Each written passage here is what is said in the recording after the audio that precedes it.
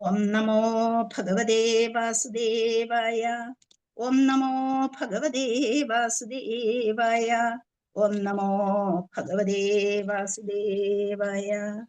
ഓമജ്ഞാനതിമിരാന്തസ്യ ജ്ഞാനാഞ്ജനശലാഖയാ ചക്ഷുരുന്മീലിതം യേന തസ്മൈ ശ്രീഗുരവേ നമഃ. ഗുരവേ ഗൗരചന്ദ്രായ രാധികായൈ തദാലയേ കൃഷ്ണായ കൃഷ്ണഭക്തായ തദ്ഭക്തായ നമോ നമഃ. ഹരേ കൃഷ്ണ കൃഷ്ണ കൃഷ്ണ ഹരേ ഹരേ, ഹരേ രാമ രാമ രാമ ഹരേ ഹരേ. യസ്വാനുഭാവമഖില ശ്രുതിസാരമേകം അധ്യാത്മദീപമതിതീർഷദന്തമോന്ധം സംസാരിണാം കരുണയാകപുരാണഗുഹ്യം തം വ്യാസസൂനുമുപയാമി ഗുരും മുനീനാം. നാരായണം നമസ്കൃത്യ നരം ചൈവ നരോത്തമം ദേവീം സരസ്വതീം വ്യാസം തതോ ജയമുദീരയേത്. നഷ്ടപ്രായേഷു ഭദ്രേഷു നിത്യം ഭാഗവത സേവയാ ഭഗവത്യുത്തമ ശ്ലോകേ ഭക്തിർഭവതി നൈഷ്ഠികീ. ഹരേ കൃഷ്ണ കൃഷ്ണ കൃഷ്ണ ഹരേ ഹരേ, ഹരേ രാമ രാമ രാമ ഹരേ ഹരേ.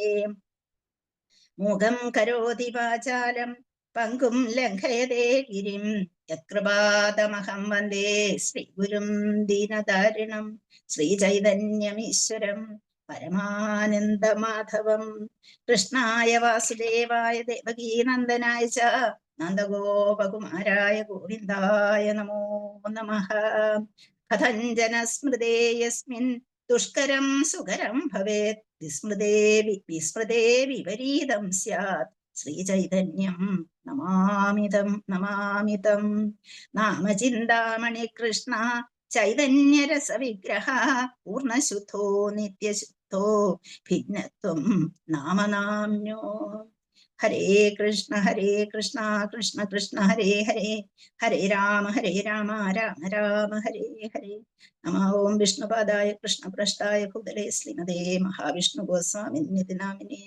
നമോ ഓം വിഷ്ണുപാദായ കൃഷ്ണപ്രഷ്ടായ ഭൂതലേ ശ്രീമതേ ഭക്തിവേദാന്ത സ്വാമിനിതി നാമിനേ. നമസ്തേ സരസ്വതേ ദേവേ ഗൗരവാണി പ്രചാരിണേ നിർവിശേഷ ശൂന്യവാദി പാശ്ചാത്യദേശധാരിണേ. ജയ ശ്രീകൃഷ്ണ ചൈതന്യ പ്രഭോ നിത്യാനന്ദ ശ്രീ അദ്വൈത ഗദാധര ശ്രീവാസാദി ഗൗരഭക്തവൃന്ദ. ഹരേ കൃഷ്ണ കൃഷ്ണ കൃഷ്ണ ഹരേ ഹരേ, ഹരേ രാമ രാമ രാമ ഹരേ ഹരേ. ഹരേ കൃഷ്ണ. എല്ലാവർക്കും ഒരു ഭാഗവതം ക്ലാസ്സിലേക്ക് കൂടി സ്വാഗതം. അതോടൊപ്പം എല്ലാവർക്കും എൻ്റെ വിനീതമായ നമസ്കാരം. ഹരേ കൃഷ്ണ.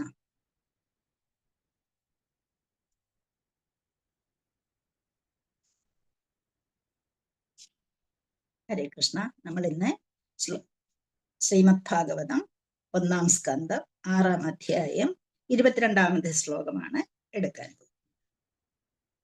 ഹരേ കൃഷ്ണ. അതവിടെ നമ്മള് നാരദന്റെ ജീവിതത്തെ കുറിച്ച് പറഞ്ഞുകൊണ്ടിരിക്കുകയാണ്. എന്നും ഇത്രയും ശ്ലോകങ്ങളായി നമ്മൾ അതേക്കുറിച്ച് കേട്ടുകൊണ്ടിരിക്കുകയായിരുന്നു. ഇവിടെ അവസാനം അദ്ദേഹം താൻ ആരുമില്ലാത്ത ഒരു സ്റ്റേജ് എത്തിയപ്പോഴേ അദ്ദേഹം എന്ത് ചെയ്തു? തൻ്റെ ജീവിതത്തിൽ ഒട്ടും തന്നെ ഡിസപ്പോയിന്റഡ് ആകാതെ അദ്ദേഹം തനിക്ക് എന്താണോ ലക്ഷ്യം അതിനുവേണ്ടി ശ്രമിക്കാനായി അദ്ദേഹം മുന്നോട്ട് സഞ്ചരിച്ചു. അല്ലെങ്കിൽ അമ്മ പോയെന്നോ മറ്റൊന്നും ഓർക്കാതെ ശ്രീ നാരദർ എങ്ങനെയാണ് തൻ്റെ ബാല്യകാലത്തിന് ശേഷം ബാല്യകാലം ആ സമയത്ത് അദ്ദേഹം ചിലവഴിച്ചത് എങ്ങനെയാണെന്ന് നമ്മൾ പഠിച്ചു കഴിഞ്ഞു. ആ ബാല്യകാലത്തിന് ശേഷം ബാല്യകാലത്തിൽ തന്നെയാണ് തനിക്ക് അമ്മയെ നഷ്ടപ്പെടുന്നത്. അപ്പോൾ ആ അമ്മയെ നഷ്ടപ്പെട്ട ആരുമില്ലാത്ത ഒരു സ്റ്റേജ് എത്തി.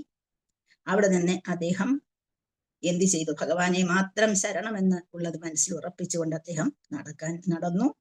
അവിടെ ഒരു മനുഷ്യവാസമില്ലാത്ത എന്ന് വെച്ചാൽ ആഹാരമോ ഒന്നും ലഭിക്കാൻ യാതൊരു മാർഗമില്ലാതെ മനുഷ്യവാസമില്ലാത്ത ഒരു വനത്തിൽ ഒരു ആൽമരത്താണെങ്കിൽ അദ്ദേഹം പോയിരുന്നു.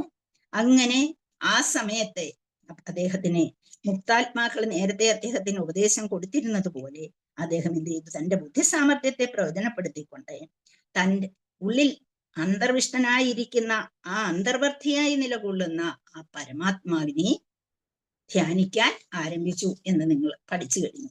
അപ്പം അവിടെ നമ്മുടെ ബുദ്ധിയെ ഉപയോഗിക്കുന്നത് എങ്ങനെയായിരിക്കണം എന്നുള്ളതാണ്. അല്ലാതെ നമ്മുടെ ബുദ്ധി കയറി അങ്ങ് ഉപയോഗിക്കുകയല്ല ചെയ്തത് അദ്ദേഹം. എങ്ങനെയാണോ മുക്താത്മാക്കൾ അദ്ദേഹത്തിന് പറഞ്ഞു കൊടുത്തത് അതേ രീതിയിൽ അദ്ദേഹം ആ പരമാത്മാവിനെ ധ്യാനിക്കാൻ ആരംഭിച്ചു. അതോടുകൂടി അദ്ദേഹത്തിന്റെ മുന്നിൽ ഭഗവാൻ പ്രത്യക്ഷപ്പെടുന്നു.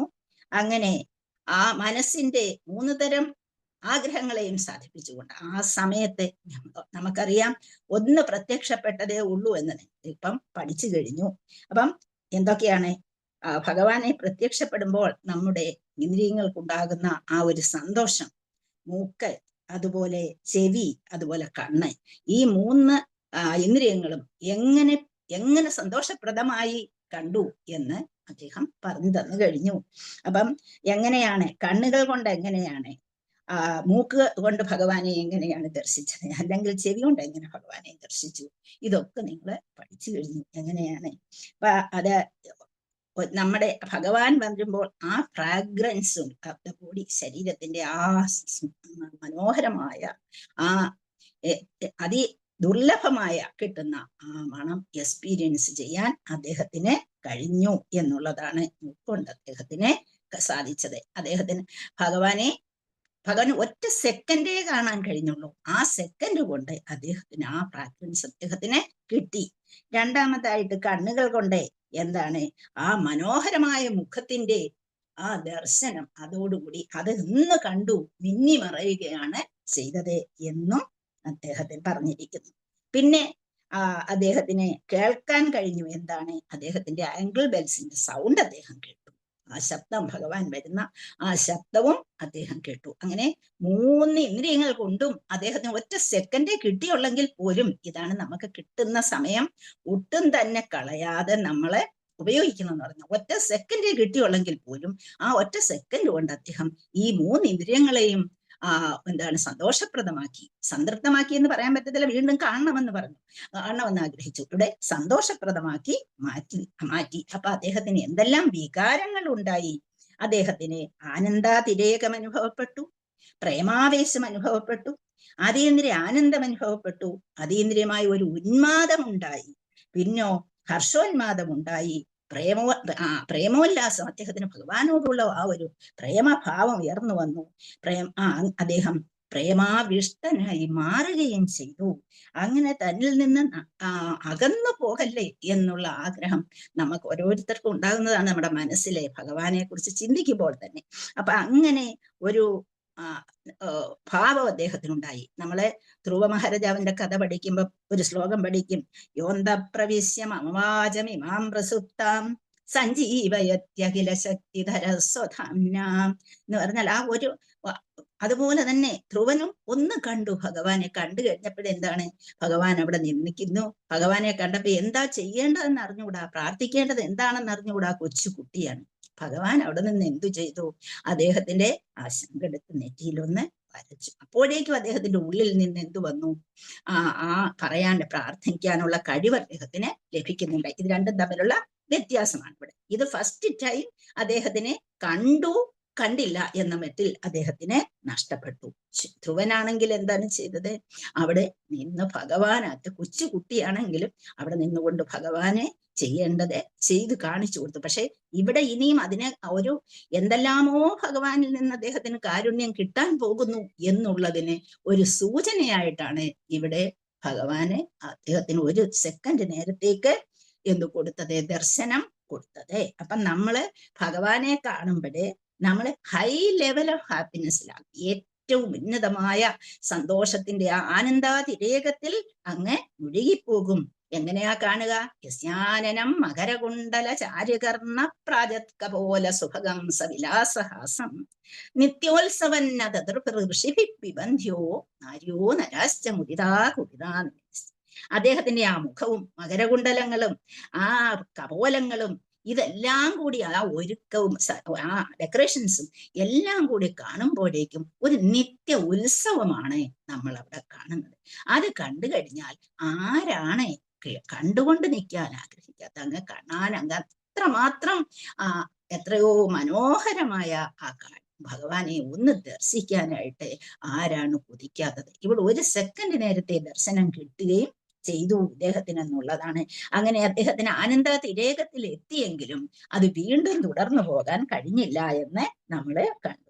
അപ്പം ആ അതീന്ദ്ര രൂപം വീണ്ടും വീണ്ടും ദർശിക്കാൻ ആഗ്രഹിച്ചു. അങ്ങനെ എങ്ങനെയാണോ അദ്ദേഹം ഗുരുക്കന്മാർ പറഞ്ഞു കൊടുത്തത്, അതുപോലെ വീണ്ടും വീണ്ടും എന്ത് ചെയ്യാനാ, മെഡിറ്റേറ്റ് ചെയ്യാൻ തുടങ്ങി. പക്ഷേ അദ്ദേഹം മെഡിറ്റേറ്റ് ചെയ്യുന്ന ആ ഒരു കഷ്ടത കണ്ടിട്ട് കൃഷ്ണന് കൃപ തോന്നി എന്നുള്ളതാണ്.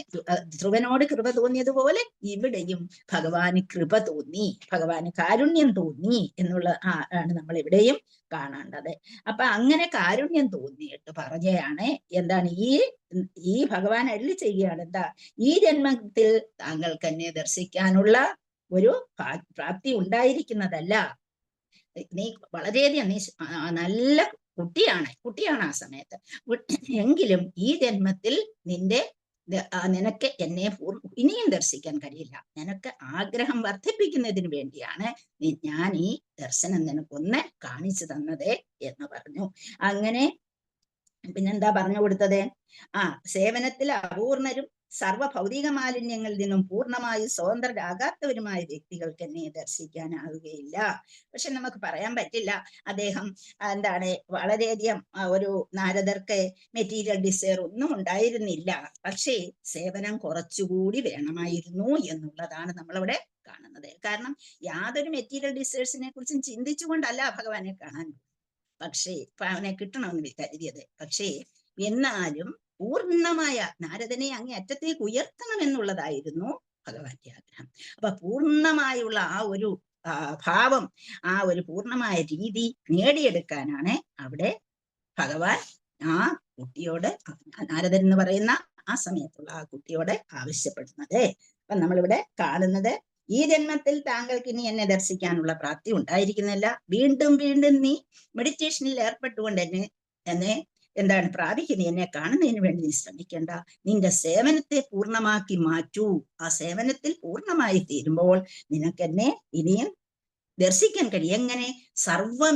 സർവവിധത്തിലുള്ള മാലിന്യങ്ങളിൽ നിന്നും നീ എന്താണ് മുക്തമായി തീരുമ്പോൾ, വില്ലുമംഗലം പറഞ്ഞതുപോലെ മധുരം മധുരം ബപുരസ്യ വിഭോ, മധുരം മധുരം വദനം മധുരം, മധുഗ്രന്ഥി മൃദുസ്മിതമേതദഹോ, മധുരം മധുരം മധുരം മധുരം. അങ്ങനെ ആ മധുരം തന്നെ ആയിരിക്കുന്ന ആ രൂപത്തെ ദർശിക്കാൻ കഴിയും. പക്ഷേ നമ്മൾ എങ്ങനെയാണ്, വില്ലുമംഗലം പറയുന്നതാണ്, അദ്ദേഹം എങ്ങനെയാണ് ആ രൂപം ദർശിക്കാൻ കഴിയുന്നത്? അത്രമാത്രം മധുരമായിട്ടുള്ള ആ രൂപത്തെ ദർശിക്കണമെങ്കിൽ നമ്മൾ എന്ത് ചെയ്യണം? നമ്മൾ സേവനത്തിൽ പൂർണ്ണരായി മാറണം. അതുപോലെ നമ്മൾ ഭൗതികമായ ചിന്തകളിൽ നിന്ന് പൂർണ്ണമായും സ്വതന്ത്രരാകുകയും ചെയ്യണം. ഇവിടെ നമ്മൾ വിചാരിക്കരുത് നാരദ മഹർഷിക്ക് എന്താണ് എന്തെങ്കിലും ഭൗതികതയോട് ആഗ്രഹം ഉണ്ടായിരുന്നു എന്നല്ല. പക്ഷേ ഇവിടെ എന്താണ്, ആ ഉയർത്താവുന്നതിൽ അങ്ങേയറ്റത്തെ ഉയർച്ചയിൽ കൊണ്ടെത്തിക്കാൻ നാരദ മഹർഷിയെ ഭഗവാൻ അവിടെ സഹായിക്കുകയായിരുന്നു എന്ന് നമുക്ക് കാണാം. അപ്പം അങ്ങനെ അത് എന്താണ്, ഏതൊരു വ്യക്തിക്കാണേലും നമ്മൾ ഭഗവത്ഗീതയിൽ പഠിച്ചു, ആവൃതം ജ്ഞാനമേതേന ജ്ഞാനിനോ നിത്യബന്ധിന കാമരൂപേണ കൗന്ദേയ ദുഷ്പൂരേണ അനലേന എന്നൊരു ശ്ലോകം പഠിച്ചു അല്ലെ. അപ്പൊ നമ്മൾ അവിടെ ആ ഒരു ജ്ഞാനം കൊണ്ട് വെച്ചാൽ നമ്മള് ആവൃതം ജ്ഞാനമേതേന ജ്ഞാനിനോ നിത്യവൈരിണ, നമുക്ക് നിത്യവൈരിയായിട്ട് ചിലതൊക്കെ നമ്മുടെ അടുത്തുണ്ടാകും. ആ നിത്യവൈരികളെയെല്ലാം അതിനെയെല്ലാം ജയിക്കാനുള്ള ഒരു കഴിവ് കൂടി നേടിയെടുക്കണം. ഇന്നിപ്പം നീ കുട്ടിയാണ്, ആ കുട്ടിക്ക് ഈ നിത്യവൈരിയായി വരുന്ന എല്ലാത്തിനെയും അവിടെ അദ്ദേഹത്തിന് അതുണ്ടെന്നല്ല, ഇനിയും വരാൻ ചാൻസ് ഉണ്ടെങ്കിൽ അതുകൂടി മാറ്റിയെടുത്തിട്ട് അദ്ദേഹത്തെ പൂർണ്ണ ശുദ്ധനാക്കി മാറ്റുക എന്നുള്ളതായിരുന്നു ഭഗവാൻ ഉദ്ദേശിച്ചത് എന്ന് നമുക്കിവിടെ മനസ്സിലാക്കാം. അപ്പൊ ഹരേ കൃഷ്ണ, നമുക്ക് അടുത്ത ശ്ലോകത്തിലേക്ക് കടക്കാം. അടുത്ത 22ാമത്തെ ശ്ലോകമാണ് നമുക്ക് ഇന്ന് പഠിക്കാനുള്ളത്.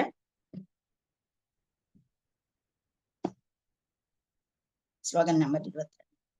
സഹൃദ്യദർശിതം രൂപം ഏതത് കാമായതേ അനഘ മത്കാമശനകൈ സാധു സർവാൻ മുഞ്ചതി ഹൃച്ഛയാൻ. സഹൃദ്യദർശിതം രൂപം ഏതത് കാമായതേ അനഘ മത്കാമശനകൈ സാധു സർവാൻ മുഞ്ചതി ഹൃച്ചയാൻ. സഹൃത് യത് ദർശിതം രൂപം. ഇത് വേർഡ്സ് ഒന്ന് ശ്രദ്ധിക്കൂ. സഹൃത് യത് ദർശിതം രൂപം ഏതത് കാമായ തേ അനഘ മത് കാമ ശനകൈ സാധു സർവാൻ മുഞ്ചതി ഹൃച്ഛയാൻ. ഹൃച്ഛയാൻ എന്നുള്ളതാണ് ഹൃച്ഛയാൻ എന്ന് പറയുന്നത്. സഹൃത് എന്ന് പറഞ്ഞാൽ ഒരിക്കൽ മാത്രം. യത് അത് മലയാളത്തിൽ നമ്മൾ എൽ എന്ന് പറയും, സംസ്കൃതത്തിൽ യത് എന്ന് പറയും. അത് ദർശിതം പ്രദർശിക്കപ്പെട്ടു, കാണിച്ചു കൊടുത്തു. രൂപം രൂപം തന്നെ. ഇത് ഏതത് എന്ന് വെച്ചാൽ ഇതാകുന്നു, ഇത് തന്നെയാണ് രൂപം. കാമായ എന്ന് വെച്ചാൽ അഭിലാഷത്തിനെ, ആഗ്രഹത്തിനെ. തേ അങ്ങയുടെ. അനഘ അനഘ മീൻസ് ഇവിടെ എന്ന് വെച്ചാൽ എല്ലാ രീതിയിലും ഒന്നിനും അദ്ദേഹത്തിന്റെ ആ സദ്ഗുണത്തിൽ നിന്ന് മാറ്റിയെടുക്കാൻ കഴിയുകയില്ല. സദ്ഗുണ സമ്പന്നനായിരിക്കുന്നവനെ എന്നുള്ള അർത്ഥം എടുക്കാം. മത് എന്റെ, കാമ അഭിലാഷം, ശനകൈഹി വർദ്ധിച്ചുകൊണ്ടിരിക്കയാൽ, സാധുഹു ഭക്തൻ, സർവാൻ എല്ലാം, മുഞ്ചതി ഉപേക്ഷിക്കുന്നു, ഹൃത്ശയാൻ ഭൗതിക അഭിലാഷങ്ങൾ. സഹൃത് ദർശിതം രൂപം ഏതത് കാമായതേ അനഘ മത്കാമ ശനകൈ സാധു സർവാൻ മുഞ്ചതി ഹൃച്ഛയാൻ. നമുക്ക് അതിന്റെ വിവർത്തനം നോക്കാം. Translation and purpose by C Bhaktivedanta Swami Srila പ്രഭുപാദികി ജയ്.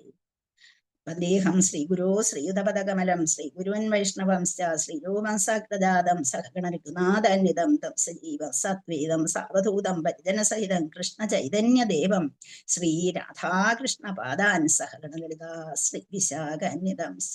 ഹേ കൃഷ്ണ കരുണാ സിന്ധോ ദീനബന്ധോ ജഗൽപതേ ഗോപേശ ഗോപികാകാന്ത രാധാകാന്ത നമസ്തുതേ. തപ്തകാഞ്ചന ഗൗരാംഗീ രാധേ വൃന്ദാവനേശ്വരി വൃഷഭാനുസുതേ ദേവി പ്രണമാമി ഹരിപ്രിയേ. വാഞ്ചാകൽപതരൂപ്യശ്ച കൃപാസിന്ധുഭ്യേവ ച പതിതാനാം പാവനേഭ്യോ വൈഷ്ണവേഭ്യോ നമോ നമഃ. ഹരേ കൃഷ്ണ കൃഷ്ണ കൃഷ്ണ ഹരേ ഹരേ, ഹരേ രാമ രാമ രാമ ഹരേ ഹരേ. ഹരേ കൃഷ്ണ. അപ്പൊ അതിന്റെ വിവർത്തനം നമുക്ക് വായിക്കാം. അല്ലയോ സദ്ഗുണ സമ്പന്ന, അങ്ങ് ഒരിക്കൽ മാത്രം എന്റെ സ്വരൂപത്തെ ദർശിച്ചു. അതെ, എനിക്ക് വേണ്ടിയുള്ള താങ്കളുടെ അഭിലാഷത്തെ യഥാർത്ഥമായി വർദ്ധിപ്പിക്കുവാൻ വേണ്ടി മാത്രമാണ്. എന്തെന്നാൽ എത്രയധികം താങ്കൾ എനിക്ക് വേണ്ടി അഭിലഷിക്കുന്നുവോ അത്രയും താങ്കൾ സർവവിധ ഭൗതിക അഭിലാഷങ്ങളിൽ നിന്നും സ്വതന്ത്രനാക്കപ്പെടും എന്നാണ് ഇവിടെ പറഞ്ഞത്. ഹരേ കൃഷ്ണ. അപ്പം ഒരു രൂപത്തെ ഒന്നൊന്ന് ദർശിക്കാൻ അദ്ദേഹത്തിന് കഴിഞ്ഞു. അത് എന്തിനാണ്, അതിന്റെ കാരണവും ഇവിടെ പറഞ്ഞു കൊടുത്തു. അപ്പൊ നമ്മളെ എത്രമാത്രം ആഗ്രഹം ഭഗവാനെ ദർശിക്കാൻ നമുക്കുണ്ടോ അത്രമാത്രം നമ്മളെ ഈ ഭൗതിക അഭിലാഷങ്ങളിൽ നിന്ന് മാറ്റപ്പെടുമെന്നാണ് പറഞ്ഞത്. അപ്പൊ നമ്മൾക്കാണെങ്കിൽ ഭൗതികാഭിലാഷം ഉണ്ട്, ഭഗവാനെ ദർശിക്കണമെന്നുകൊണ്ട്. രണ്ട് കയ്യിലും നമുക്ക് വേണം അല്ലേ. ഒരു ഭാഗത്ത് ഭഗവാനെ വേണം, ഭഗവാനെ ഉണ്ടേലേ പറ്റുമെന്ന് നമുക്കിപ്പോ എല്ലാവർക്കും അറിയാം. ഭഗവാനെ വേണം, അതോടൊപ്പം തന്നെ ഒരു ഭാഗത്ത് നമുക്ക് ഒരുപാട് ആഗ്രഹങ്ങളുമുണ്ട്. അത് സാധിച്ചെടുക്കുകയും ചെയ്യണം അല്ലേ. നമ്മളെല്ലാം നമ്മുടെ മക്കളുടെ പഠിത്തമോ അല്ലെങ്കിൽ നമ്മുടെ ജോലിയിലുള്ള ഉയർച്ചയോ അല്ലെങ്കിൽ നമ്മുടെ വീട്ടിലേക്കുള്ള സാധനങ്ങളോ, കാറോ, മാളികയോ, വീടോ, ഇങ്ങനെ ഒരുപാട് കാര്യങ്ങൾ നമ്മൾ ആഗ്രഹിക്കും. അപ്പൊ അങ്ങനെ ആ ആഗ്രഹവും നമ്മളിലുണ്ട്. അതുപോലെ തന്നെ നമ്മൾക്ക് എന്തുകൊണ്ട് ഭഗവാനെ വേണമെന്നുമുണ്ട്. പക്ഷെ രണ്ടും കൂടി നടക്കുകയില്ല എന്നുള്ളതാണ് ഇവിടെ നമ്മൾ മനസ്സിലാക്കേണ്ടത്. ഏതെങ്കിലും ഒന്നേ നടക്കൂ. ഒന്നുകിൽ ഭൗതികമായ സംതൃപ്തി അങ്ങേയറ്റം നമുക്ക് കിട്ടും, അല്ലെങ്കിൽ ആത്മീയമായ സംതൃപ്തി നമുക്ക് കിട്ടും. ഇത് രണ്ടിലേത് വേണം എന്ന് നമ്മൾ തന്നെ തീരുമാനിക്കേണ്ടിയിരിക്കുന്നു.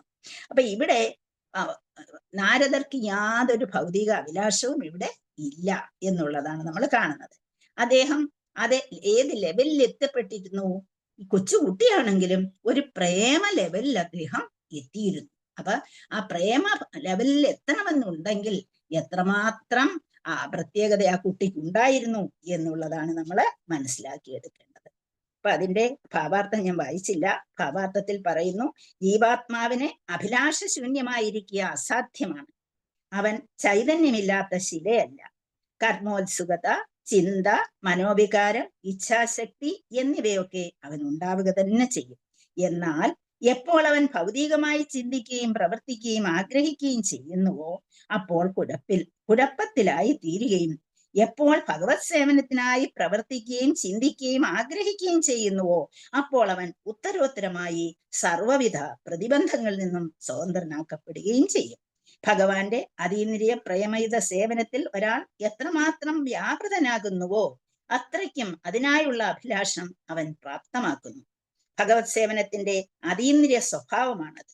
ഭൗതിക സേവനം കാലക്രമേണ മടുപ്പുളവാക്കും. എന്നാൽ ആത്മീയ സേവനം നിത്യാനന്ദ പ്രഥമവും അനശ്വരവുമാണ്. വികാരതീക്ഷ്ണമായ സേവനത്താൽ ഭഗവത് സാന്നിധ്യത്തെ അതീന്ദ്രിയമായി അനുഭവിച്ചറിയാം. ഭഗവത് സേവനവും ഭഗവത് സ്വരൂപവും അഭിന്നമാകയാൽ ഭഗവാനെ ദർശിക്കുക എന്നാൽ ഭഗവത് സേവനത്തിൽ വ്യാപൃതനായി തീരുക എന്നാണ് അർത്ഥം. അപ്പം ആത്മാർത്ഥ ഭക്തൻ ആത്മാർത്ഥമായ ഭഗവത് സേവനവുമായി മുന്നേറണം. എവിടെ എപ്രകാരം ഭഗവത് സേവനം നിർവഹിക്കണമെന്നുള്ള ഉചിത മാർഗനിർദ്ദേശം ഭഗവാൻ പ്രദാനം ചെയ്യും. നാരദന് യാതൊരു ഭൗതിക അഭിലാഷങ്ങളും ഇല്ലായിരുന്നു. എങ്കിൽ തന്നെയും ഭഗവാനുള്ള തീഷ്ണമായ ആഗ്രഹത്തെ വർദ്ധിപ്പിക്കുന്നതിനായി അദ്ദേഹത്തെ അപ്രകാരം ഉപദേശിക്കുകയുണ്ടായി. അപ്പൊ എന്തിനാണ് ഇപ്രകാരം പറഞ്ഞത്? നാരദർക്ക് ഭൗതികാഭിലാഷം ഇല്ലായിരുന്നു എന്ന് ഉറപ്പിച്ച് നമുക്ക് ശ്രീല പ്രഭുപാദര് പറഞ്ഞു തന്നിരിക്കുകയാണ് ഇവിടെ കാണുന്നത്. അപ്പം ഒരു ജീവാത്മാവിനെ ആഗ്രഹമില്ലാത്ത ഒരു ജീവാത്മാക്കളും ഇല്ല. എല്ലാവർക്കും അഭിലാഷശൂന്യമായിട്ടിരിക്കാൻ പറ്റിയില്ല. കാരണം എന്താ? നമ്മള് ചൈതന്യമാണ്. അപ്പൊ ചൈതന്യമില്ലാത്ത ഒരു ശിലയല്ല നമ്മള്. അപ്പൊ ആ ചൈതന്യമുള്ള ഒരു ജീവി ആയതുകൊണ്ട് നമുക്ക് ചിന്തകൾ ഉണ്ടാകും. പിന്നെന്തുണ്ടാകും? മനോവികാരം ഉണ്ടാകും. നമുക്ക് ഇച്ഛാശക്തി ഉണ്ടാകുകയും ചെയ്യും. എന്നാൽ എപ്പോൾ അവൻ ഭൗതികമായി ചിന്തിക്കുകയും പ്രവർത്തിക്കുകയും ആഗ്രഹിക്കുകയും ചെയ്യുന്നുവോ അപ്പോൾ അവൻ കുഴപ്പത്തിലായി തീരുകയും ചെയ്യും. കാരണം ഇവിടെ ശ്രീല പ്രഭുപാദര് പറയുന്നത്, ഭൗതികതയിലേക്ക് നമ്മൾ ഇറങ്ങിച്ചെന്നിട്ട് ഭൗതികമായ നേട്ടങ്ങൾക്ക് വേണ്ടി നമ്മളെ ചിന്തിക്കുകയും പ്രവർത്തിക്കുകയും ആഗ്രഹിക്കുകയും ഒക്കെ ചെയ്യുമ്പോഴേ അപ്പോഴും നമുക്ക് എന്തുണ്ടാകും? കുഴപ്പങ്ങൾ സംഭവിക്കാം. എങ്ങനെ കുഴപ്പങ്ങൾ സംഭവിക്കാം? ആർക്കെങ്കിലും ഒന്ന് പറയാമോ? ഹരേ കൃഷ്ണ. ഭൗതികതയിലേക്ക് ഇറങ്ങിച്ചെന്നിട്ട് ഇങ്ങനെയൊക്കെ ചെയ്യുമ്പോൾ കുഴപ്പത്തിലായിത്തീരുമെന്ന് പറഞ്ഞു. കുഴപ്പത്തിലാകാതിരുന്നു കൂടെ എന്ന് നിങ്ങളിപ്പോ എന്നോട് ചോദ്യം ചോദിക്കും അല്ലെ? അപ്പൊ അത് ആർക്കെങ്കിലും ഒന്ന് പറയാമോ? എങ്ങനെയാണ് ഭൗതികമായി ചിന്തിക്കുമ്പോൾ അത് കുഴപ്പത്തിൽ കൊണ്ടെത്തിക്കുന്നത്? ഹരേ കൃഷ്ണ മാതാജി. ഹരേ കൃഷ്ണ. ഹരേ കൃഷ്ണ മാതാജി. ഒരുപാട് മാതാജി, അത് ഇപ്പൊ മാതാജി ഉദ്ദേശിക്കുന്നത് എന്തെന്ന് അറിയില്ല. നമുക്കിപ്പോ 2ാം അധ്യായത്തിൽ ഭഗവാൻ പറയുന്നുണ്ട്, അതായത് ഭൗതികതയിൽ വീണു പോകുന്നവര് നമ്മള് ആ ശ്ലോകം, ഭൗതികതയെ പറ്റി ചിന്തിച്ചുകൊണ്ടിരിക്കുന്നവർക്ക് അവയിൽ ആസക്തി ഉണ്ടാകുന്നു. ആസക്തിയിൽ നിന്ന് കാമവും, കാമത്തിൽ നിന്ന് ക്രോധവും, ക്രോധത്തിൽ നിന്ന് സമൂഹവും, സമൂഹത്തിൽ നിന്ന് ഓർമ്മപ്പിഴയും, ഓർമ്മപ്പിഴയാൽ ബുദ്ധിനാശവും സംഭവിക്കുന്നു. 2ാം അധ്യായത്തിൽ ഭഗവാൻ നമ്മളെ ഇത് രക്ഷപ്പെടാനുള്ള ഒരുപാട് ശ്ലോകങ്ങൾ നമുക്ക് തന്നിട്ടുണ്ട്. ഓരോ ശ്ലോകങ്ങളായിട്ട് അല്ലേ മാതാജി? ഓരോ ശ്ലോകങ്ങളായിട്ട് അല്ലേ? അതായത് അലഞ്ഞു നടക്കുന്ന ഇന്ദ്രിയങ്ങളെ എല്ലാം കൊണ്ടുവന്ന് നീ ഒതുക്കി പിടിച്ചോളണം. പിന്നെ ആപൂര്യമാണ് മജലപ്രതിഷ്ഠം. ഉത്ക്ഷോഭമില്ലാത്ത സമുദ്രത്തിലേക്ക് നദികൾ ഒഴുകിയെത്തുന്നത് പോലെ നമ്മളിൽ ആഗ്രഹങ്ങൾ എപ്പോഴും ഒഴുകിയെത്തിക്കൊണ്ട് ആ ആഗ്രഹങ്ങളെ നിറവേറ്റാൻ യത്നിക്കുന്നവനും ഒരിക്കലും ശാന്തി കിട്ടില്ല. മറിച്ച് ഈ ആഗ്രഹങ്ങളെ നിയന്ത്രിക്കണം. അപ്പൊ നമുക്ക് ഭഗവാൻ ഇതൊക്കെ പറഞ്ഞു തന്നിട്ടുണ്ട്. പിന്നെ മാതാജി പറഞ്ഞ പോലെ കൂടിപ്പോണ ഞാൻ പറയുന്നു, തടസ്സമുണ്ടോ മാതാജി? ഇല്ല മാതാജി, പറഞ്ഞോളൂ.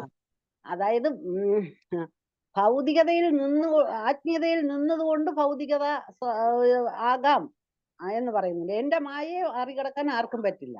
പക്ഷെ ഞാൻ എന്റെ കാര്യം പറയണം, നമ്മൾ ഭൗതികതയിൽ നിന്നുകൊണ്ട് ആത്മീയത നോക്കണം. ആത്മീയതയിൽ നിന്നുകൊണ്ട് ഭൗതിക നോക്കിയാൽ ഒരു പരിധി വരെ നമുക്ക് രക്ഷപ്പെടാൻ പറ്റും അല്ലേ മാതാജി?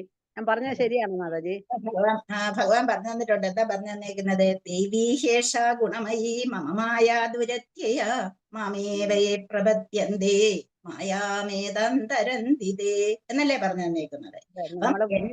എന്റെ ശക്തിയാണ് മായ. അതിനെ നമുക്ക് പിടിച്ചു കെട്ടിയിടാൻ നമുക്ക് ആവതില്ല. അത് ആരാണ്? മായയാണ്. മായ എന്ന് പറയുന്നതിനെ മാറ്റി നിർത്തിയിട്ട് നമുക്ക് ഇതിൽ നിന്നെല്ലാം രക്ഷപ്പെടാമെന്ന് കരുതണ്ട. അതുകൊണ്ടാണ് ഭഗവാൻ 2-ാം അധ്യായത്തിൽ ഇത്രയും പറഞ്ഞു തന്നത്. കാമ, ക്രോധ, മോഹ, ലോഭ, മതമത്സര്യാദികളെ എല്ലാം മാറ്റിയിട്ട് ഓരോ ശ്ലോകവും അതിന് 2-ാം അധ്യായം ശരിക്ക് പഠിച്ചു കഴിഞ്ഞാൽ ഭഗവത്ഗീത നമ്മളിലായി എന്ന് വേണമെങ്കിൽ പറയാം. അതെ അതെ.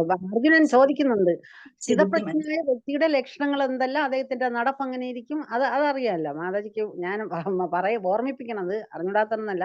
അപ്പൊ അതുപോലെ നമ്മളും ഈ സ്ഥിതപ്രജ്ഞനായ നമ്മള് അതായത് നമ്മുടെ ഇന്ദ്രിയങ്ങൾക്ക്, ഭാഗവത്തിലും പറയുന്നുണ്ട്, നമ്മുടെ ഇന്ദ്രിയങ്ങൾക്ക് എപ്പോഴും പ്രവർത്തിച്ചു കൊണ്ടേ ഇരിക്കണം, പ്രവർത്തിക്കാതെ ഇരിക്കാനേ ഒക്കില്ല. അത് ഭക്തി സമസ്തം എല്ലാം പറയുന്നുണ്ട്, നമ്മുടെ ഇന്ദ്രിയങ്ങൾക്ക് പ്രവർത്തിക്കാതെ ഇരിക്കാൻ ഒക്കില്ല. ആ പ്രവർത്തനം നമ്മൾ ഏത് മേഖല നമ്മൾ ഭഗവാന്റെ ഇതിലേക്ക് കൊണ്ടുവരണം. അല്ലാതെ നമ്മൾ ഭൗതികതയിൽ പ്രവർത്തിച്ചുകൊണ്ടിരുന്നാൽ നമ്മൾ അങ്ങനെ വീണുകൊണ്ടിരിക്കും. അല്ലേ മാതാജി? ഭൗതികതയിലേക്ക് നമ്മുടെ മനസ്സ് പോയി കഴിഞ്ഞാല് ഇപ്പം മുന്നോട്ട് പോകുമ്പോ നമ്മൾ എന്ത് ചെയ്യും? ഒന്ന് ചിന്തിച്ച്, 2 ചിന്തിച്ച്, 3 ചിന്തിച്ച് ഇങ്ങനെ പോകും ഭൗതികതയിലേക്ക്. അപ്പൊ നേട്ടങ്ങൾ കൊയ്തെടുക്കണമെന്നുള്ള ചിന്തയായിട്ട് അത് ഭവിക്കും നമുക്ക്. അപ്പൊ അങ്ങനെ നേട്ടങ്ങൾ വന്ന് ഭവിക്കുമ്പോൾ എന്ത് സംഭവിക്കും? ചിലപ്പം നമുക്കത് ഇനി ചിന്തിച്ച് അങ്ങേയറ്റത്തേക്ക് വരുമ്പോഴത്തേക്ക് അത് സാധിക്കാൻ പറ്റാത്ത ഒരവസ്ഥ നമ്മളിലുണ്ടാകും. അപ്പൊ നമുക്ക് സാധിക്കാൻ പറ്റാതെ വരുമ്പോ നമ്മൾ എന്ത് ചെയ്യും? നിരാശരായി മാറും, അല്ലെ? അപ്പൊ ആ നിരാശ നമ്മളെ എവിടെ കൊണ്ടെത്തിക്കും? വളരെ സങ്കടത്തിലേക്ക് കൊണ്ട് എത്തിക്കും. അപ്പൊ വളരെ കഷ്ടമായ ഒരു ജീവിതത്തിലേക്ക് നിരാശ നമ്മളെ എത്തിക്കും. അപ്പൊ മമമായ ദുരത്തിയെ അതിനെ മാറ്റിയെടുക്കാമെന്ന് നിങ്ങൾ ആരും വിചാരിക്കണ്ട. പക്ഷെ എന്ത് ചെയ്യണം? അത് എന്റെ മായയാണെന്ന് മനസ്സിലാക്കിക്കൊണ്ട് നിങ്ങൾ ഓരോ വിജയത്തിനായി നിങ്ങൾ എങ്ങനെ ചെയ്യണം? എന്നെ ആശ്രയിക്കണം. ആർക്കാണ് അതിനെ കടന്നു പോകാൻ കഴിയുന്നത്? മാമേവയെ പ്രദത്യന്റെ മായാമേതാന്തരന്തിതേ. എന്നെ ആരാണോ ആശ്രയിച്ചുകൊണ്ട് കാര്യങ്ങൾ ചെയ്യുന്നത്. അപ്പൊ ഈ മാതാജി ഇപ്പൊ പറഞ്ഞ 2-ാം ചാപ്റ്ററിലെ ആ ശ്ലോകങ്ങളെല്ലാം ഒരു സ്ഥിതപ്രജ്ഞന്റെ ആ ഭാവങ്ങളെല്ലാം അത് മനസ്സിലാക്കിയാൽ മാത്രം പോരാ, അതിനനുസരിച്ച് എല്ലാവർക്കും അതറിയാം. ഇപ്പൊ എല്ലാവരും വായിച്ചിട്ടുണ്ട്, എല്ലാവരും പഠിച്ചിട്ടുണ്ട്. എന്നിരുന്നാൽ തന്നെയും അത് മനസ്സിലാക്കിക്കൊണ്ട് ഭഗവാന്റെ മായയിൽ ഇപ്പുറത്തുണ്ട്. അത് അന്തരംഗ ശക്തി ആയാലും ശരി, ബഹിരംഗ ശക്തി ആയാലും ഈ ഭഗവാൻ പറയുന്നുണ്ട്, എനിക്ക് എന്റെ 3 ശക്തികളും എന്റേത് തന്നെയാണ് എന്ന് പറയുന്നുണ്ട്, അല്ലെ?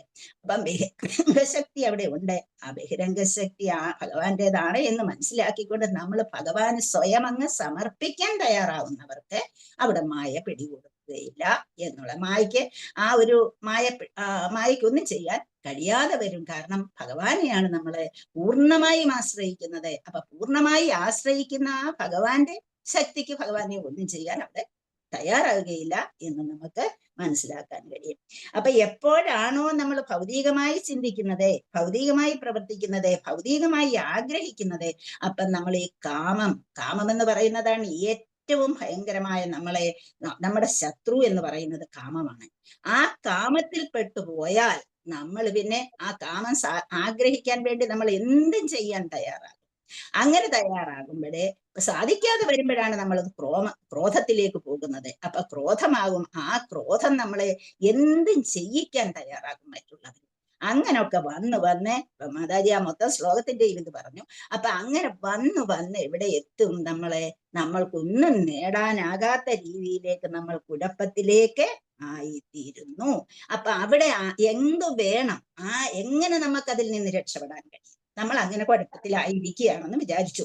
നമ്മളെ എല്ലാ ഈ ആഗ്രഹങ്ങളെ, ഈ കാമക്രോധ മോഹലോഭ മതമത്സര്യാദികളിൽ പെട്ട് നമ്മളങ്ങ് പണത്തിന് വേണ്ടിയോ അല്ലെങ്കിൽ സമ്പത്തിന് വേണ്ടിയോ എല്ലാത്തിലും പെട്ട് നമ്മളങ്ങ് കുഴപ്പത്തിലായിരിക്കുകയാണ്. അവിടെ നമുക്ക് എന്തെങ്കിലും ചെയ്യാൻ കഴിയുമോ എന്ന് നമ്മളൊന്ന് ചിന്തിക്കേണ്ടിയിരിക്കുന്നു. നമ്മളെ യഥാർത്ഥത്തിൽ നമ്മളെ ആഗ്രഹങ്ങൾ നമ്മളെ നിയന്ത്രിക്കാൻ, നമ്മളെ ആഗ്രഹങ്ങളിൽ പെട്ട് ഉരന്നുരന്നങ്ങ് പോകുമ്പോഴേ നമ്മൾ വെറും ഒരു നിസ്സാരമായ ഒരു ഇതിലെത്തി നിൽക്കുന്ന അവസ്ഥയിലും നമുക്ക് രക്ഷപ്പെടാൻ മാർഗമുണ്ട്. നമ്മളെ ഈ രീതിയിൽ കഷ്ടപ്പെട്ട് നമ്മൾ പാപം ചെയ്ത് പോയാൽ പോലും നമുക്ക് രക്ഷപ്പെടാൻ മാർഗമുണ്ട് എന്ന് പല എക്സാമ്പിൾസും നമുക്ക് പറയാം. നമ്മളിവിടെ യഥാർത്ഥത്തിൽ നമ്മള് ഭാഗവതത്തിൽ തന്നെ അവന്തി ബ്രാഹ്മണന്റെ ഒരു കഥ കൊടുത്തിട്ടുണ്ട്. അദ്ദേഹം എന്താണ് ചെയ്യുന്നത്? അദ്ദേഹം വളരെയധികം ഒരുപാട് ആഗ്രഹങ്ങൾ അങ്ങ് ഒരുപാട് വെച്ചിരിക്കുന്ന ആളായിരുന്നു. അങ്ങനെ ആ ആഗ്രഹങ്ങളിൽ നിന്ന് അദ്ദേഹത്തിന് രക്ഷപ്പെടാനുള്ള മാർഗം അദ്ദേഹം തന്നെ കണ്ടെത്തുകയും ചെയ്തു എന്ന് നമ്മൾ അവിടെ ഒരു കഥ പറയുന്നുണ്ട്. ആ കഥ ഞാൻ പറയുന്നില്ല, ഒരുപാട് വലുതാണ്, അത് പറയാൻ പറ്റില്ല. അതുപോലെ തന്നെ പിങ്കളയുടെ ഒരു കഥ, പിങ്കളാവാഖ്യാനം ഉണ്ട്. അപ്പൊ 24 ഗുരുക്കന്മാരെ കുറിച്ച് നമ്മളെ 11ാം സ്കന്ധത്തിൽ പഠിക്കും.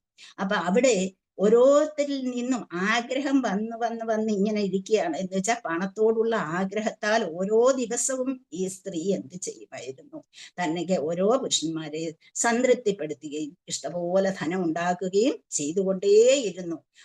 അവസാനം വന്നിട്ട് എന്ത് പറ്റി, ഒരുത്തരും വരാത്ത ഒരു സന്ദർഭം ഭഗവാൻ തന്നെ ഉണ്ടാക്കി.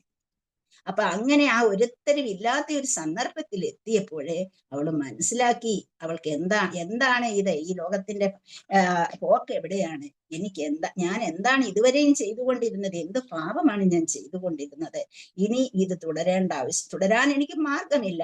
അപ്പൊ അങ്ങനെ തുടരേണ്ട ആവശ്യമുണ്ടോ എന്ന് ചോദിച്ചു അനുഭവത്തിൽ കൂടി അവളെ അതിൽ നിന്നും മാറ്റിയെടുത്തു. അപ്പൊ ചിലർക്ക് ചില അനുഭവങ്ങളിൽ കൂടി മാറ്റിയെടുക്കാൻ കഴിയും. ചില ആഗ്രഹങ്ങളിൽ നിന്ന് അവരെ മാറ്റിയെടുക്കാൻ ചില അനുഭവങ്ങൾ കൊണ്ടുവരും.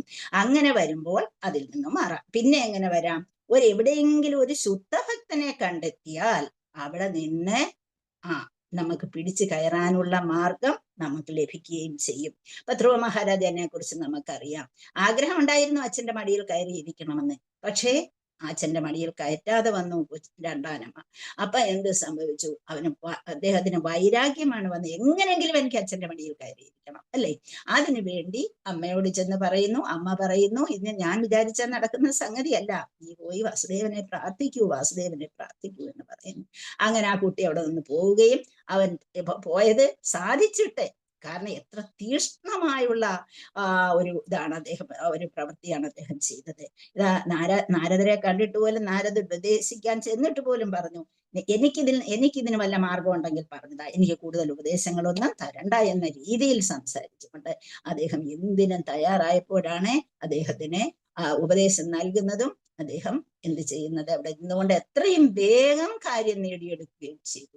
പക്ഷേ ഭഗവാൻ പ്രത്യക്ഷപ്പെട്ടപ്പോഴോ അദ്ദേഹത്തിന് മനസ്സിലായി, ഇതൊന്നുമല്ല ഞാൻ ഇതുവരെയും ചിന്തിച്ചിരുന്നത്, ഒന്നും തന്നെ അല്ല, ഇതെല്ലാം വെറും തെറ്റായിരുന്നു, ഇതൊന്നും വേണ്ടായിരുന്നു എന്നുള്ളത് മനസ്സിലാക്കിക്കൊണ്ട് അദ്ദേഹം എന്താ വിചാരിച്ചത്, തന്റെ വലിയച്ഛന്റെ രാജ്യത്തെക്കാൾ വലിയൊരു രാജ്യം എനിക്ക് നേടണം എന്നുള്ള ആഗ്രഹത്തോടു കൂടി പോയി.